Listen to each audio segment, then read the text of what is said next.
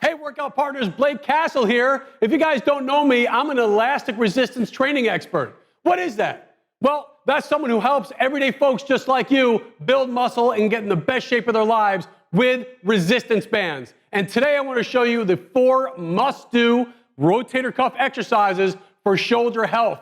Amazing exercises. Now, what is your rotator cuff? What are the rotator cuff muscles?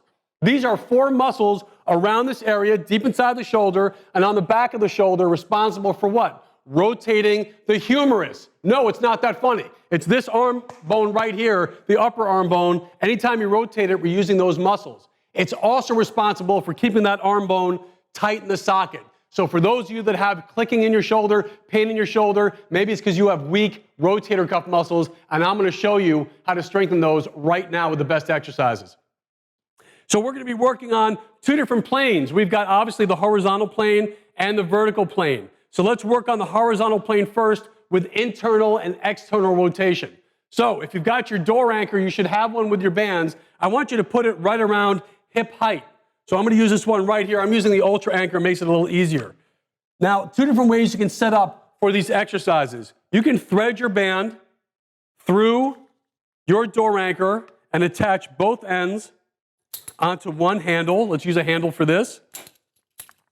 Or if you have an ankle strap, attach it to your anchor, and then you should have a safe place to clip onto. We never want to clip our elastic right onto our door anchor. We will damage it. So here, this exercise feels better for me just pulling 1 length of band instead of 2. And don't forget, if I thread my band through, we're doubling the resistance because we're pulling 2 lengths of elastic. So let's go into first horizontal plane. We're going to go into external rotation, so moving away from the body, external.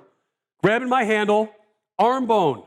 So you'll see that I picked that height for the door anchor because it's easy for me to keep my forearm parallel with the floor. That's where we want it. Palm is facing in. Upper arm, my humerus is tight to the body. And then from here, I'm going to rotate away from the center line of my body, move away from my body until my arm naturally stops. Now what we don't want is to continue on and go out with our elbow. Keep that elbow tight to the body here. This is external rotation. If you guys go to physical therapy for shoulder problems, they're going to have you do these exact exercises with machines. No, not machines, with resistance bands, these exact exercises. So here we go. External rotation is here. Well, now let's go for internal rotation. Let's switch the handle to the other hand. Move a little bit further away from the door. We always want to have a little bit of tension on that band so we get tension throughout the whole range of motion. Upper arm, tight to the body. Start with the arm out. Now we do the opposite. We come into the body.